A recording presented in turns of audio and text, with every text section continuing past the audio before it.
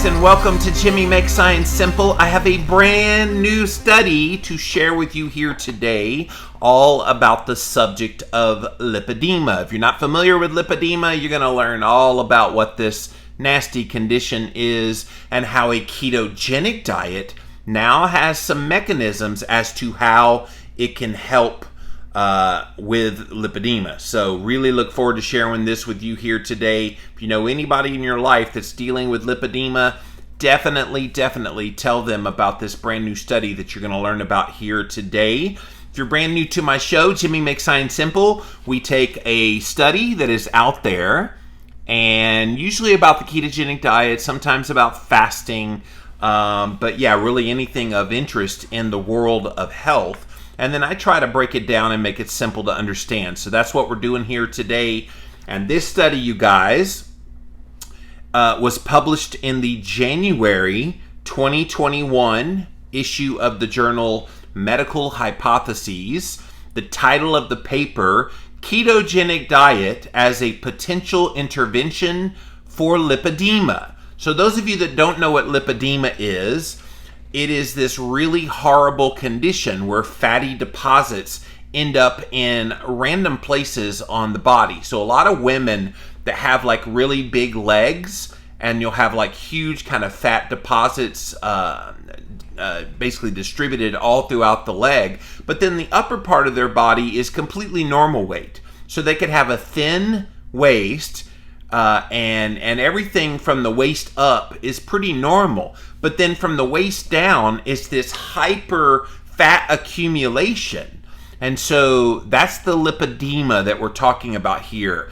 And so these researchers wrote this paper to try to spur up more interest in how we can deal with this properly. And one of the things mechanistically that they wanted to look at was, is there a certain diet that can be helpful in removing some of that unwanted fat? And so up until this point, lipedema, they pretty much said, oh, you're just going to have to live with it. There is no diet, there is no exercise, there are no lifestyle changes that's going to help you with it. Well, this paper I'm about to read to you here today begs to differ, and they're going to explain exactly how this mechanistic of keto works with helping with lipedema. So let's get into the study. The researchers Keith, Seo, Rausamit, Pfeiffer, Wahi, Staggs, Dudek, Gower, and Carmody. It looks like most of them are from various lipedema, foundations and things like that. The Lipedema Project in Boston, Massachusetts, Lipedema Simplified, Comprehensive Weight Management Program, I Choose Health, University of Alabama at Birmingham, Department of Nutrition Sciences. So lots and lots of different researchers involved in this one. All right, so let's get into the abstract, and then we'll read the main part of the study. Lipedema is a common yet misdiagnosed condition, often misconstrued with obesity. Oh my gosh, if I hear one more person mock a woman because she has lipedema, guys, you can't control it. Lipedema is not something these women especially, it happens to guys too, but women especially, because of our very aesthetic society, they deal with this issue of lipedema, and it's devastating because they diet, they cut calories, they exercise their ass off, and what happens? Nothing. That fat doesn't come off of them. And so this research today hopefully is going to give them a little bit of hope. Now, I'm not trying to say keto is going to be a grand panacea for lipedema. It's not, but they definitely show mechanistically why it could be helpful. But yeah, we're looking at these women with that fat on their legs especially, and people are like, oh my gosh, look what a sloth they are. Look how many donuts they're packing down. And they're not realizing they actually have a medical condition. So we need to be a lot more sensitive that this isn't just obesity from overeating. Lipedema affects women almost exclusively. It's painful and life-changing. It's been long thought to be resistant to lifestyle interventions, things like diet and exercise.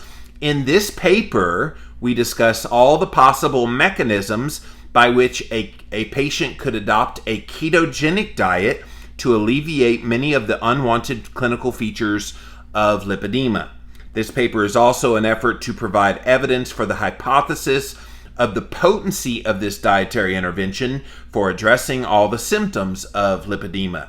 Specifically, we examine the scientific evidence of the effectiveness of adopting a ketogenic diet by patients to alleviate clinical features all associated with lipedema, including the excessive and disproportionate lower body adipose tissue deposition, the pain that's associated with that, and the reduction in the quality of life. Can I tell you how many women that have this lipedema, they get so frustrated that they comfort eat. And so they eat foods to comfort themselves because they're like, no matter what I do, I can't get that lipedema weight off my body, so I might as well eat a bunch of junk. So then they not only have the look of obesity on the bottom, but then they actually get obese on the top, and it's just the very antithesis of what they should be doing.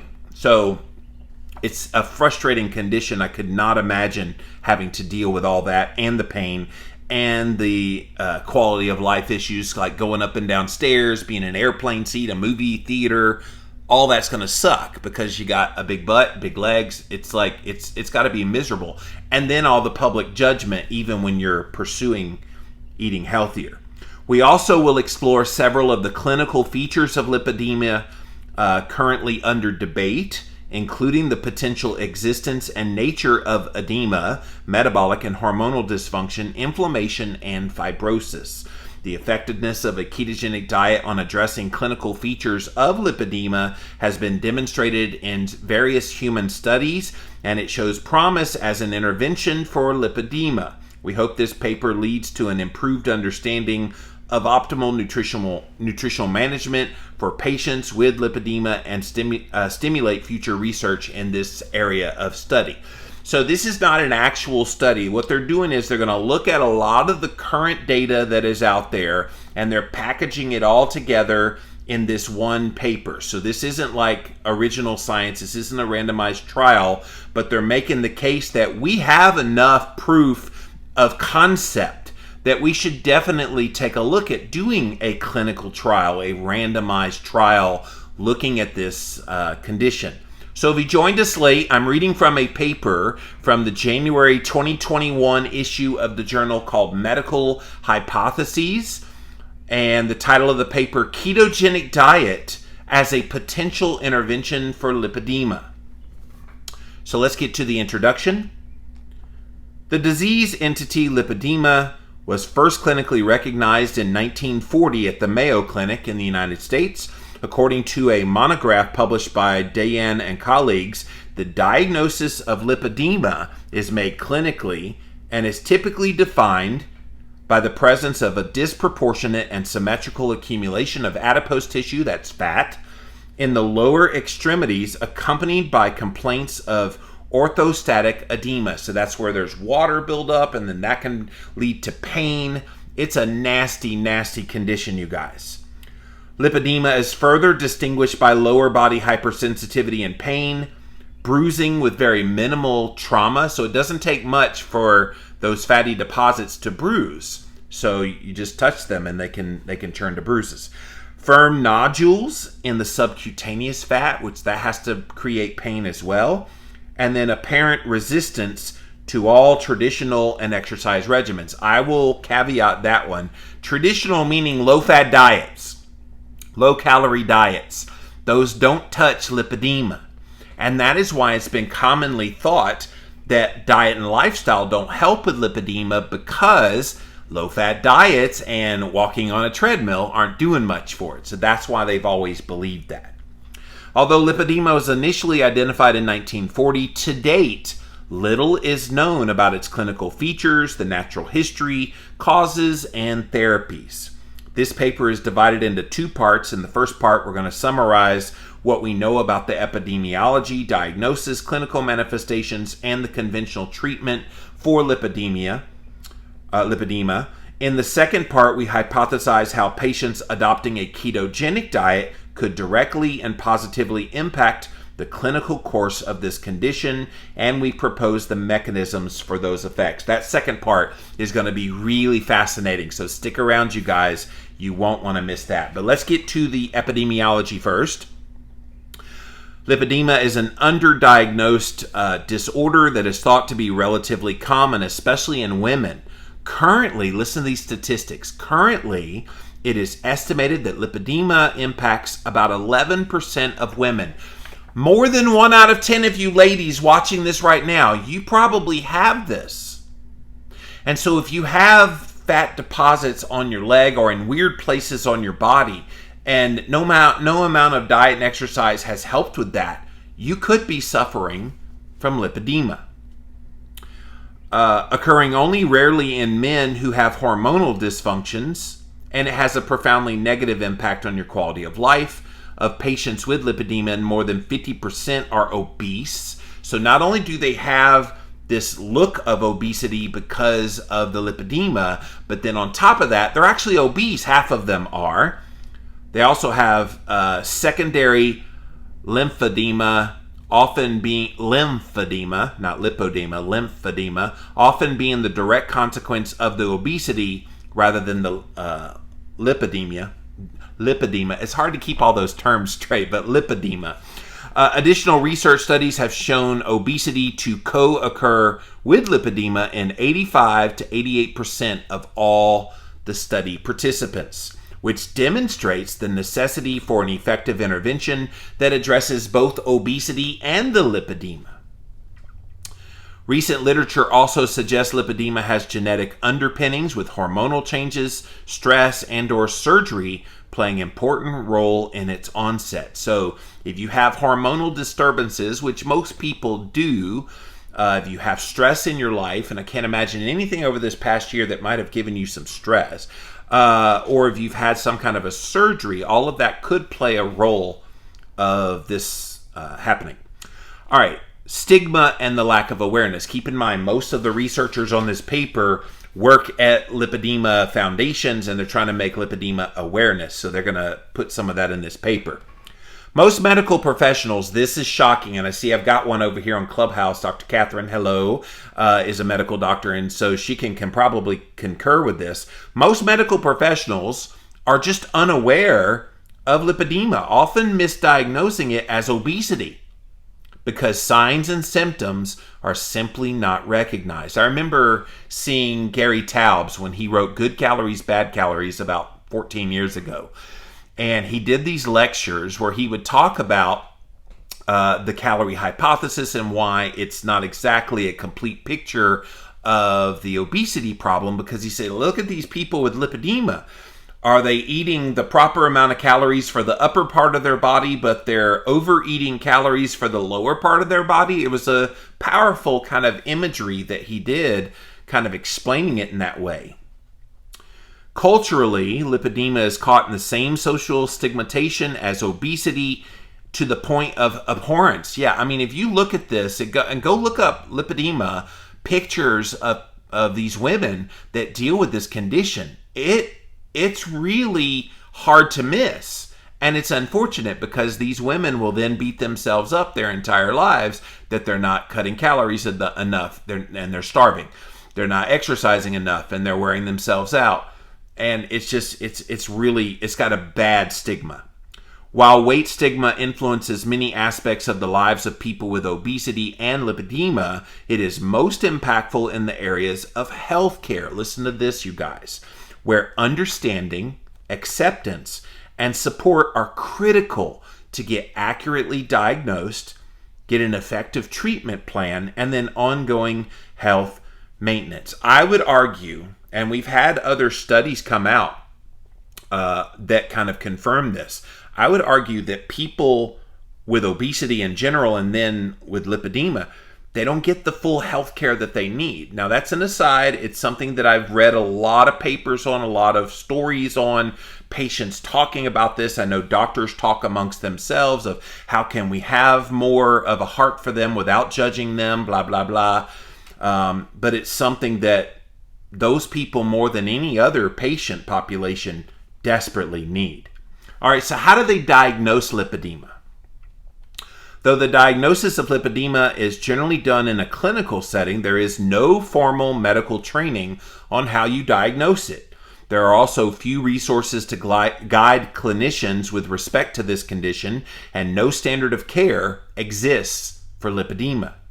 In fact, the term lipedema is often confused with the terms lipidemia, which I've accidentally said a couple of times, or lipemia, which apply to alterations in your cholesterol levels, adding further confusion during patients' attempts to attain a diagnosis. So the doctor might say lipidemia, but they meant lipedema, and so then they accidentally get put on cholesterol-lowering medications, which probably, if they're obese, half of them are obese, they probably have some cholesterol dyslipidemia going on, and so they get put on statin medications, and that's not going to fix their lipedema. This was first suspected by the clinical observation of unusual AT distribution, generally with disproportionate below the waist. Often it is misunderstood. That's adipose tissue, AT. Often it is understood by the patient as a family trait. So most of the time, doctors are like, "Oh, that's just genetic." Don't you hate it when they do that? I mean, it's not always genetic. I suppose there is a genetic factor there, but I hate when you have high cholesterol. Oh, you just have a genetic predisposition for high cholesterol. How do you know that? Like, there's this test you can run to see if it is genetic, but don't just assume that. But they always do. Since neither the public nor most professionals recognize this as a diagnosis distinct from obesity, they're one and the same in their eyes, both patients and providers assume it's just a natural, normal variant of obesity. Lipedema is classified into 5 different types based on the distribution of the adipose tissue. So I'm going to show on the camera, sorry Clubhouse can't show you, but I'm going to show on camera to the main camera here on Instagram Live. Here are the 5 distributions for the adipose tissue in this condition of lipedema. I think you can see it over there on Facebook as well. There we go. So you guys see that. So you can see that it distributes in the butt area in number 1. So mainly around kind of that midsection. Then the butt and down towards the knees in the second one. Then the third one is the butt, knees, and all the way to the ankles. I've seen a lot of those.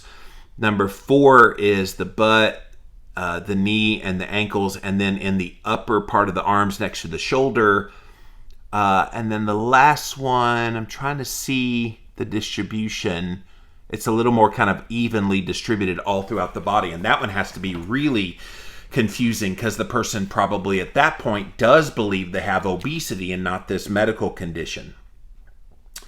All right, so let's skip ahead to the differential diagnosis, the triad of the diagnoses of lipedema, obesity, and LE all occurred. I'm trying to see what LE is. They don't give that. Is a dominating factor that challenges the identification and treatment of this condition of lipedema. It compares and contrasts diagnostic features of the 3 conditions. The salient features of LE that distinguish it from LI, which is lipedema, include limb asymmetry, pitting edema with a positive stemmer sign, while lipedema will typically display limb symmetry and non-pitting edema with a negative stemmer sign. So that's a little bit in the weeds. The point is there are different ways to measure it and different ways that it manifests on the patient.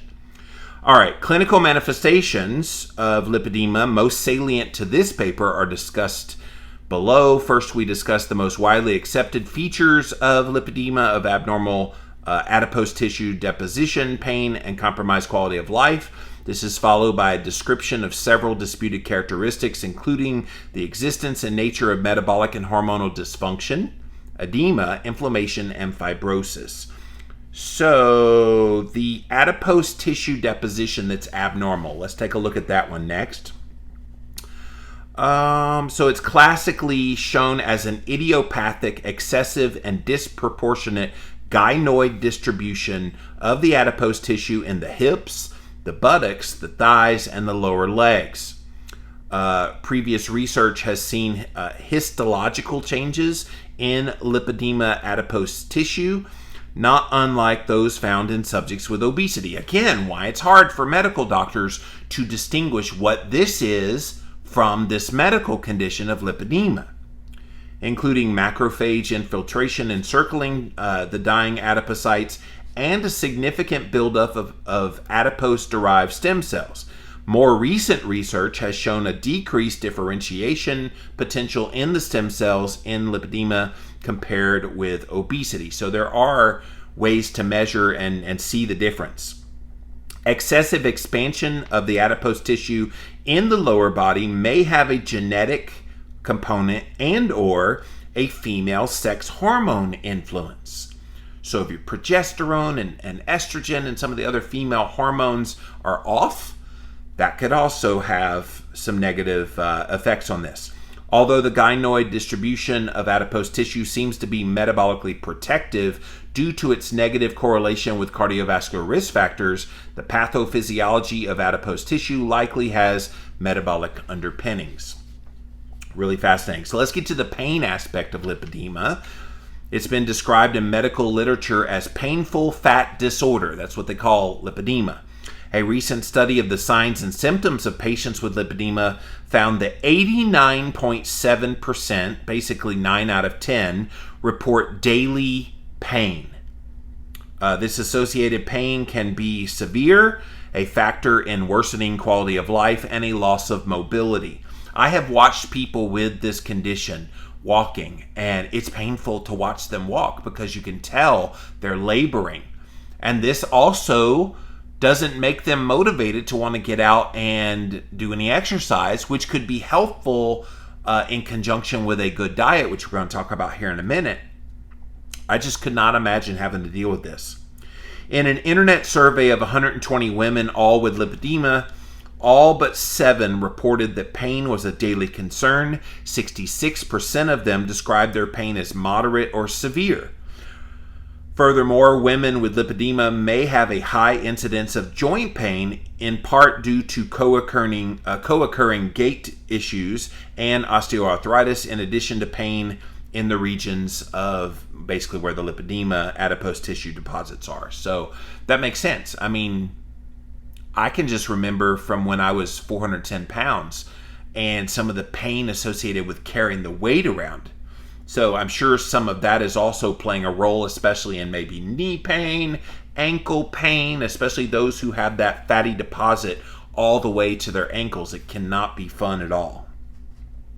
The mechanism behind the pain in lipedema is unclear other than what I just described, making it difficult to treat and control. Heightened sensitivity to palpation may be labeled as various kinds of pain.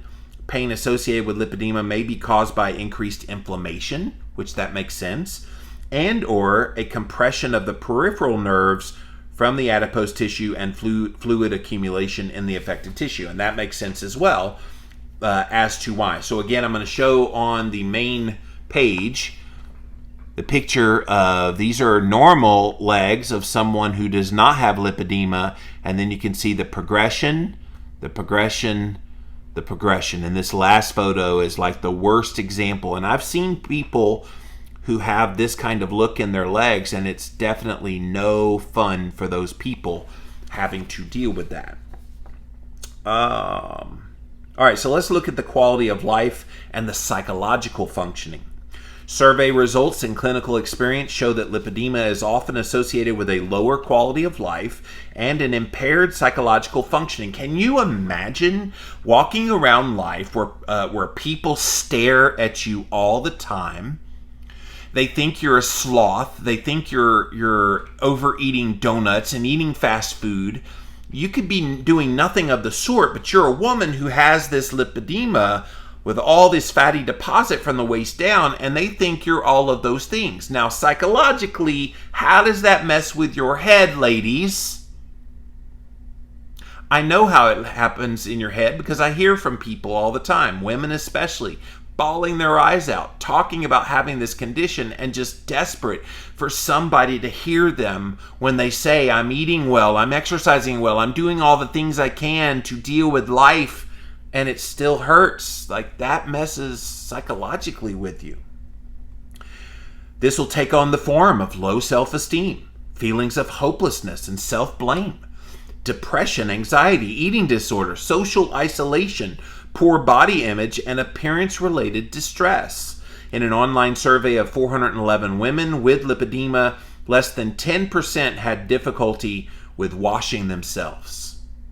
That means over 90% couldn't even take a shower or bath, or dressing themselves, while 42% reported they did suffer from anxiety and depression. The stress of repeated attempts to lose weight because society puts that on them. Society, we got to stop that shit. Stop judging these women who can't control this condition. It's unfortunate.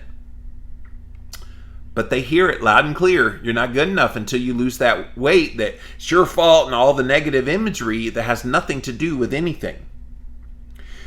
Particularly when they try to go on a low-calorie diet, it results in diet depression, a cluster of symptoms, which again leads to anxiety, restlessness, irritability, and nervousness.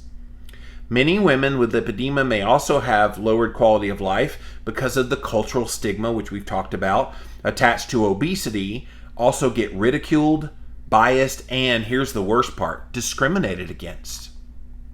Go to get a job? Oh, sorry. Wow, you're very slothful. Look at how you look. They wouldn't say that out loud, but that's what they're saying when they reject someone for a job, for example. And it's happening in all areas of life. Metabolic and hormonal dysfunction. Let's get to that part of the paper. As previous studies showed, the onset of lipedema is associated with changes in the reproductive hormonal milieu, puberty, pregnancy, and perimenopause. Even as estrogen has been implicated in the etiology of lipedema, one aspect of the onset of lipedema remains perplexing. It may occur, listen to this, you guys, it may occur as estrogen rises during puberty, as well as when the estrogen declines during menopause. So this, you have an early onset version of this, and you've got a late onset version of this at the two different stages of life. Although a hormonal etiology of lipedema has not been firmly established, it does remain a promising avenue for intervention and possibly prevention of this altogether. I really hope they look into that aspect of it even more, because if that's triggering this, either on the front end of a woman's ovulation or the back end, either way, we need to kind of get answers in that realm. Estrogens promote fuel storage in part by increasing the insulin secretion and the sensitivity of target tissues, and perhaps in part by impeding fatty acid oxidation. Insulin, in addition to its other complex efforts in the body, promotes the storage of metabolic fuels, and it inhibits the breakdown of stored triglycerides. The perception of energy deficit may lead to an increase in hunger and food intake. In this way, elevated insulin action ultimately leads to weight gain, which, if you followed my work for a little while, you already knew that. Estradiol treatments of rats increases circulating insulin relative to glucagon, and it reduces the circulating fuels of glucose and the free fatty acids. In humans, estradiol increases sensitivity to the adipose tissue to insulin, so less insulin is required to suppress this release of the free fatty acids. Thus, you hold on to it. Adipose tissue from the hip and thigh region, the sites of excessive adipose tissue deposition in lipedema, is particularly sensitive to estrogen action. The high sensitivity of hip and thigh adipose tissue to estrogen suggests that these variations in these pathways may prove to be an important part of finding the clues to ending lipedema. An examination of thyroid hormones in women with lipedema may prove illuminating with respect to metabolism, as well as the adipose tissue resistance to diet and exercise that's heretofore been universally observed. Very little data exists regarding thyroid functioning and lipedema. They need to keep everything on the table. I think the entire endocrine system at this point is suspect. We're going to give a little side eye to every single aspect of your hormonal health. Metabolism was decreased in patients compared to normal subjects, as was typical of the era of this study that they're talking about, classic paper. The sample size was small. The methods were not presented, so it's difficult to know what they found and how they got there. In a study of patients with lipedema conducted in Germany, researchers found the prevalence of hypothyroidism. Hypothyroidism, that's low thyroid and low thyroid numbers and function, in stage 1 patients with lipedema, about 38%. In stage 2 to be 43%, compared to just 2% of people in the general population. In a list of diagnostic criteria for lipedema, other researchers added hyperthermia of the skin, which also indicates that hypothyroidism is going on. So they do have little bits and pieces of the puzzle there as it relates to your thyroid. Patients with lipedema misdiagnosed with simple obesity typically engage, listen to this, and this is so true, in calorie-restricted diets because their doctor tells them to do that. You need to cut your calories, you need to cut your fat, you need to eat more healthy whole grains, you can go walk on the treadmill. And so they do it faithfully. And then it leads to a famine response, further impeding the weight loss efforts because the body says, wait, we're starving. Why are you starving us? We need to hold on to every bit of fat on the body that we can. And thus, weight loss resistance kicks in again. The famine response, including decreased metabolism, so you're talking about lowering the metabolism, that's what it does, as well as increasing hunger, increasing interest in food, occurs in most of the general population when they try to lose weight. Unfortunately, current evaluation of thyroid using thyroid stimulating hormone, that's the TSH, has not detected the decreased thyroid function present in the famine response to hypothyroidism in subjects with lipedema, so this is likely not an avenue that they're going to look for an intervention. All right. Edema is the next part of this paper. Is defined as an excess of water that has accumulated in the body. The clinical presentation of lipedema includes edema. It's right there in lipedema. That's right there. Includes edema when first described by other researchers. This was the most recently emphasized by other researchers.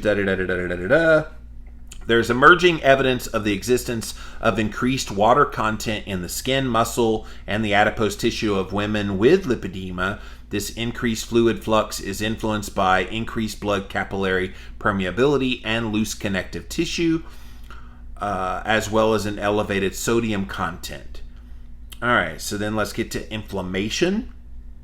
Lipedema and its common comorbidity, obesity, are considered by some researchers to be inflammatory diseases because both cause an ongoing unresolved immune response to the dysfunctional adipocytes and the adipose tissue. Lipedema and obesity exhibit numerous similarities, but differences that are significant between the two in the pathological decline of adipocytes and tissue. Researchers state that inflammation, listen to this one, inflammation in people with lipedema occurs independently from the inflammation caused by obesity. So in other words, the inflammation that leads someone without lipedema to have obesity, that's a separate inflammation from the inflammation they're looking at for why these fatty deposits happen with people with lipedema. Repetitious exposure to endogenous sterile stressors causes an excessive immune response in the adipose tissue, resulting in an ongoing low-grade chronic inflammation and adipose tissue remodeling. And that gets a little bit in the weeds. We're going to skip forward a little bit. Just know that this inflammation is part of the equation here as well, and it's a different inflammation than the one for general obesity. Fibrosis is the next part of the paper. Although not universally accepted, we suggest that chronic inflammation of the adipose tissue with lipedema may progress to fibrosis when left untreated. All right, so we're going to skip ahead So what are the conventional treatments they've been using? Before we get to what they find about the mechanistic, how keto can help with this, what do they do right now for patients that deal with this? The most common conventional treatments for lipedema may be classified as a set of non-invasive and invasive approaches which can be combined. Non-invasive approaches include a complete decongestive therapy, lifestyle changes to diet and exercise, while an invasive approach would include surgery. So the complete decongestive therapy consists of a manual lymph drainage. So I guess that's where they just take it and they're just like moving the lymph around to drain it out. Compression therapy, I'm sure that's already painful, and then they put compression sleeves over and trying to bring it down, and yeah. Skincare and exercise, and it represents the most widely used conservative treatments. All of these things are treatments that they say are the least invasive. Because there's no cure for this, conservative treatment must focus on symptoms only, complication prevention, and then slowing the progression of, but none of it reverses. Surgical intervention for lipedema has some power in helping to decrease pain, but it is not a cure, nor is it without risks. As surgical options for lipedema are starting to be more frequently used, conservative treatment is used as an adjunct both in the pre-op and post-op care. Diet and exercise changes are used to address lipedema symptoms. Dietary treatment approaches may focus on reducing inflammatory foods and/or herbal supplementation. Lipedema has been shown to be highly resistant to a traditional diet, aka a low-fat diet does not work, does not help. Low-calorie diet does not work, does not help with this condition. Or exercise interventions.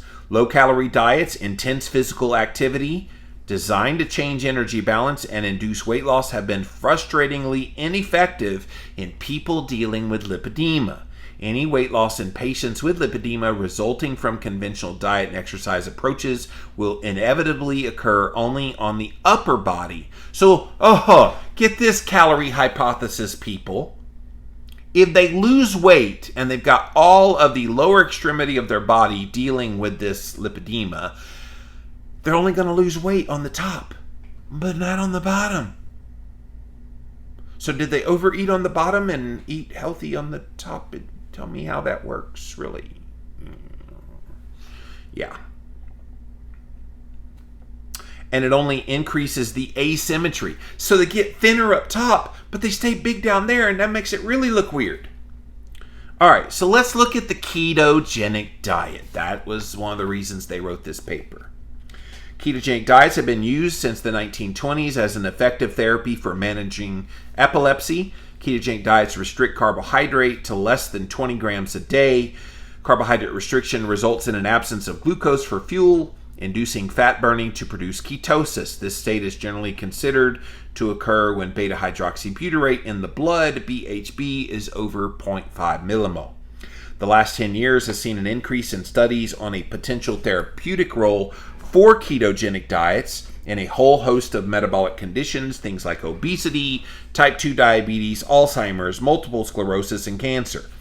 Ketogenic diets were shown to be safe and sustainable long-term in a recent 2-year study. That's the Virta Health study that they're referring to. Many of the studies found ketogenic diets effective. Diet protocols and reasons for efficacy tended to be disease-specific, but most of the proponents of ketogenic diets credit the metabolic process of gluconeogenesis and ketogenesis for the positive therapeutic effects. For a more general effect, it is observed that the adipose tissue hormone leptin signals satiety, but in obesity, the brain becomes insensitive to leptin. As ketogenic diets improve the brain sensitivity to leptin, satiety increases, which could be a helpful part of this process of how it helps both obesity and lipedema. So that's cool. We often talk about insulin, but we forget about the role of leptin, and leptin is a huge part of controlling hunger, and it's a huge hormone in the body that we need to talk more about. Considering the evidence that adopting a ketogenic diet is likely to improve symptoms in patients with lipedema, in 2016, all of these authors on this paper began working with individuals with lipedema willing to adopt a ketogenic diet just so we could see if their symptoms improved. We modified a ketogenic diet to be more suited for lipedema, including but not limited to. So listen to how they modified keto to make it work for patients with lipedema. We eliminated artificial sweeteners. Probably a good idea because they can stoke an insulin response in a lot of people. They eliminated partially hydrogenated seed oil. So all the vegetable oils that you always hear me and many others in this community talk about, they got rid of canola oil, corn oil, safflower oil, cottonseed oil. It's in everything. Got rid of it. Nut flours also went out the door. So no more almond flour, coconut flour, or coconut flour I guess would be there, as well as accommodations for individual preferences and food intolerances. So they specifically tailored it to the individual with all those caveats as well. From anecdotal experience with these patients dealing with lipedema, as well as reports from hundreds of others who participate in the online meetings and support groups, we came to believe that adopting a ketogenic diet would reduce lipedema symptoms for most patients who use it. Guys, that's huge. We don't need to wait on a study. If they found efficacy in their patients that have decided to do this, why wouldn't you at least give it a go if you're dealing with this condition and you've been frustrated not knowing what to do? This paper presents our hypothesized mechanisms behind these observed effects. So let's take a look at what they presume is happening as to why keto is helping so well. We hypothesize that a ketogenic diet modified specifically to treat lipedema can reduce symptoms, providing symptom relief as well as substantial reduction in the adipose tissue. There is strong evidence that a ketogenic diet will impact 3 generally recognized symptoms of lipedema. Number 1, reduction of weight and excessive adipose tissue deposition. Makes sense. When you lower glucose in the body and you shift your body over to using fat for fuel, your body's going to look for where there is fat. And if lipedema is keeping fatty deposits on the lower part of your body, it stands to reason it would go and use that as part of the fat for fuel. Number 2, helps with pain reduction, probably through lowering of inflammation in the body because keto is an anti-inflammatory diet. And then the release of those fat stores probably takes some pressure off of the joints and things that would be causing the pain. Does that make sense? And then number 3, quality of life improvement for all the above reasons. Plus, as you lose that adipose tissue, maybe you fit better in a plane seat. Maybe you can go to the movies. Maybe you can walk around. Maybe you can do more exercise, which would then add to helping with this possibly as well. We also present the evidence for the effectiveness of a ketogenic diet in 4 additionally less known symptoms of lipedema as promising and worth investigating further. So listen to these 4.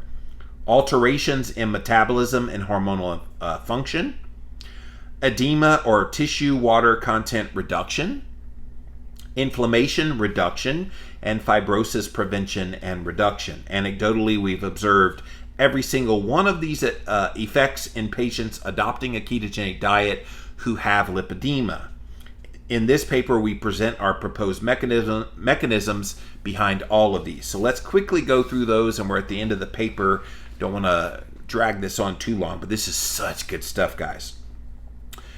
As noted above, the ketogenic diet has long been effective at producing rapid adipose tissue loss. From the very first diet book ever published in 1869, The Letter on Corpulence, you might recall William Banting wrote that. It was a low-carb diet, similar to the Atkins diet. Carbohydrate restriction was shown to be a potent tool for weight loss. Ketogenic diets are effective for weight loss primarily due to it decreasing insulin and increasing satiety with a high-fat diet. This shift in cellular energy metabolism from glucose-centric to adipocentric deriving most energy from fatty acids and ketones, sets up the perfect sustainable lipolytic environment without the risk of sarcopenia that happens with calorie-restricted diets. That's a loss of muscle, and so you maintain muscle. In fact, ketones have a muscle preserving effect.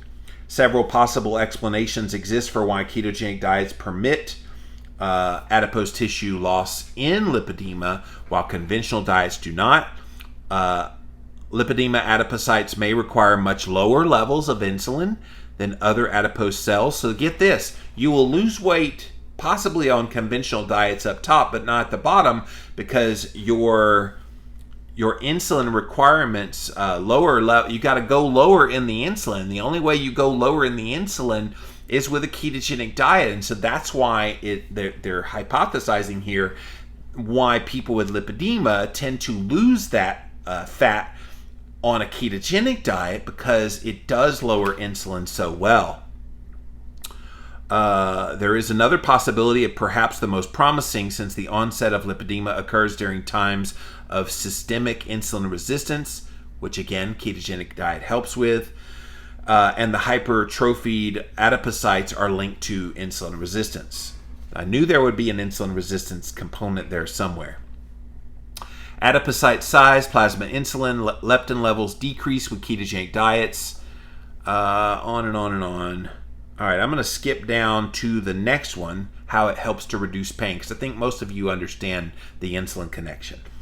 Reducing pain, researchers have suggested that due to shared mechanisms of seizures, talking about for epilepsy, keto for epilepsy, neuropathic pain and inflammation, the effects of therapeutic ketosis induced by a ketogenic diet may also reduce pain and support the management of chronic pain. Several studies have shown a reduction in sensitivity to thermal pain, mechanical pain, and neuropathy after several weeks on a ketogenic diet. They hypothesize that carbohydrate restriction decreases the excitability of neurons, which suppresses the perception of pain, and blocks glycolysis, reduces inflammation, and boosts levels of adenosine, a natural analgesic, which is a pain-relieving hormone or a compound in the body. All right, so how about improving quality of life and psychological functioning? How does keto help with that? Recent research demonstrates that symptom severity may be an important predictor of quality of life, since a well-formulated ketogenic diet has been shown to be effective in reducing weight and pain. The severity of other symptoms associated with lipedema may also be affected. As has been shown in weight reduction in individuals with obesity, losing weight will lead indirectly to an improvement in quality of life, and that makes sense as well. Additionally, reduction in weight and size, particularly in body areas most affected by the lipedema, decreases appearance-related distress and depression, which are important aspects of psychological functioning. They still have the weight on the body, they still have those deposits, but they're much smaller.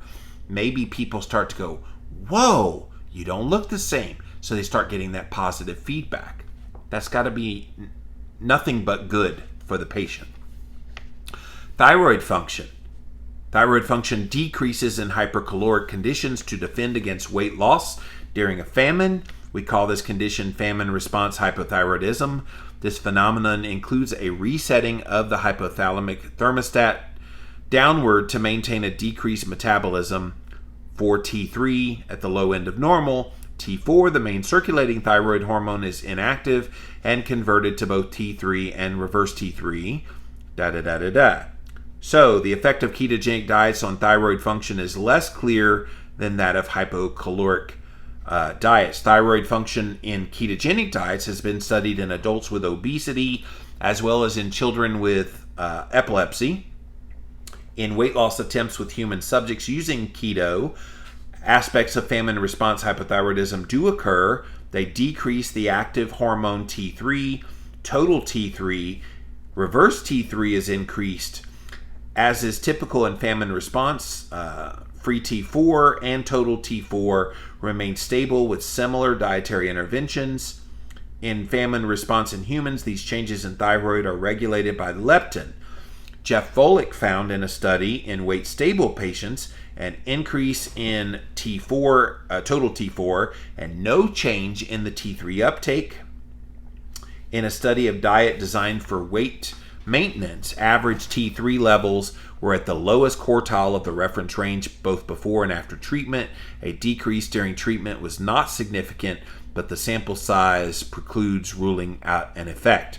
None of these studies examined thyroid symptoms. Without any information on symptoms, we can't really determine whether this famine response hypothyroidism is actually occurring with a ketogenic diet or not, but the results do suggest that. All right. Estrogen-insulin connection with weight loss. So again, we're talking about how does a ketogenic diet mechanistically help with lipedema. Substantial differences occur regarding the estrogen-insulin connection between populations. Compared to Caucasian women, African American women have greater obesity prevalence, higher circulating estradiol levels, and dramatically higher circulating insulin when given a glucose challenge. Thus, African American women's endocrinology is optimized for fuel storage, as it appears to be true in lipedema. And it's unfortunate that this hits the African American female population so much more, but it does for all the reasons we just stated. The effect of insulin sensitivity was exaggerated in women who consumed a high glycemic diet, aka high carb diet, which promotes insulin secretion. In prospective interventional research, a low glycemic diet, in contrast to a low-fat diet, was much more effective at promoting adipose loss in African Americans versus Caucasians.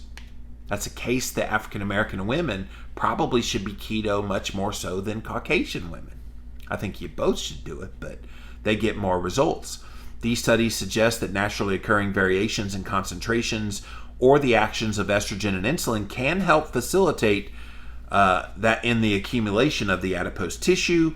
However, a low-carb diet is a possible solution to the estrogen-insulin-driven obesity. Studies of this relationship should be explored for lipedema, particularly regarding the questions of both the onset of puberty as well as at menopause.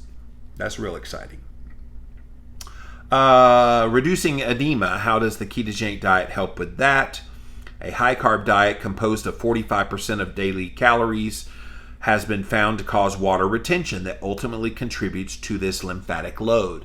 So it makes sense. If you lower that carbohydrate content, you're going to see that water retention lower. Glycogen storage requires a minimum of a 1 to 3 to 4 ratio with water, can be as high as 1 to 17 in certain conditions, which would lead to fluid retention and accommodate that glycogen storage. This excessive fluid needed for glycogen storage accounts for the large immediate weight loss that happens when people go on a low-calorie or a carbohydrate-restricted diet. Did you realize that your body could have a minimum of a 1 to 1 part glucose glycogen to 3 to 4 ratio and as high as 1 in 17? Yikes. Like, that's why a lot of people have a lot of water weight. They literally do, which they do lose a lot of that when they first go on a weight loss diet. We hypothesize that carbohydrate restriction in a ketogenic diet may reduce the fluid burden on the lymphatic system, thus reducing tissue water content in women with lipedema. When you become keto adapted and you shift from sugar burner over to fat burner, what's the first thing that happens? You dump a lot of water. How does that manifest? You go pee a lot. You sweat a lot. You've got a lot of things where the water's coming out of your body and you're shifting it over to that fat metabolism, which produces the ketones. All right, decreasing inflammation is the next mechanism. Although historically non-pharmacological interventions were thought to be ineffective against inflammation, several studies now utilizing a form of the ketogenic diet consistently show reduced inflammation. Yeah, no kidding. It's why we call it an anti-inflammatory diet, because you're not eating the foods that inflame anymore. Makes total sense to me. High sensitivity C-reactive protein, HSCRP, is a common measure for generalized inflammation as well as cardiovascular risk. In studies looking at cardiovascular disease, a ketogenic diet was associated with a statistically significant reduction in your HSCRP There was a similar finding in another study of another meta-analysis of 23 studies, all looking at a ketogenic diet. And they said that there was a 46% decrease in their HSCRP. Ketone bodies also played a role in modulating inflammation, reducing oxidative stress. The ketone BHB, beta-hydroxybutyrate, has been proposed as a potential clinical therapeutic intervention for suppressing NLRP3-mediated pro-inflammatory disease in animal studies. This is all good stuff, by the way. Ketogenic diets are associated with improved mitochondrial respiration, as well as inhibiting that NLRP3 activation. All right. Then the fibrosis preventing and decreasing. While little is known about the natural history of fibrosis with lipedema, it has been shown that an anti-inflammatory ketogenic diet decreases fibrosis in those with non-alcoholic fatty liver disease. All right, so we're at the conclusion, and we're almost done, you guys. While little is known about the natural history of that's the fibrosis, sorry. In conclusion, we present our hypothesis, which is that adopting a ketogenic diet in patients with lipedema could directly, positively impact the clinical course of their disease, and we describe all the proposed mechanisms behind these effects. Studies of these mechanisms need to be done directly on patients. They're calling for clinical trials.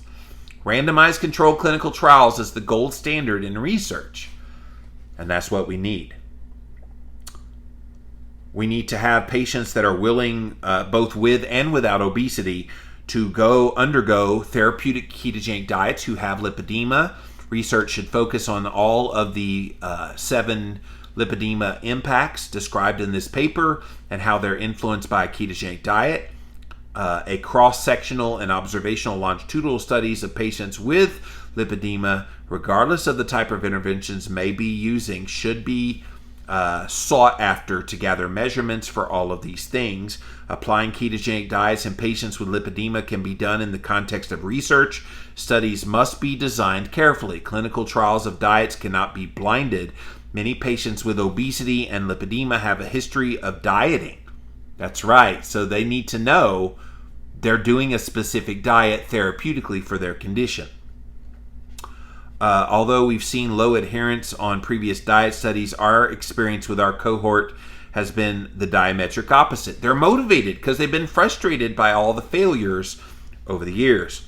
The purpose of this paper was to encourage research in patients with lipedema in these areas and to specifically encourage research that examines the therapeutic effects of a ketogenic diet in this paper or in this patient population. Although a vast amount of research is needed, not all studies need to be so extensive. Because we feel that currently the most promising treatment for lipedema appears to be the application of a ketogenic diet, we would specifically recommend that this research include testing its efficacy. Gathering evidence around the use of a ketogenic diet in patients with lipedema can further elucidate so that the impact of this diet is better understood. So that's the study, you guys. Go check it out. Again, it was published in the January 2021 issue of the medical journal Medical Hypotheses. The title of the paper, Ketogenic Diet as a Potential Intervention for Lipedema. Go check it out if you want to look at it. But that's the research, and thanks so much for listening.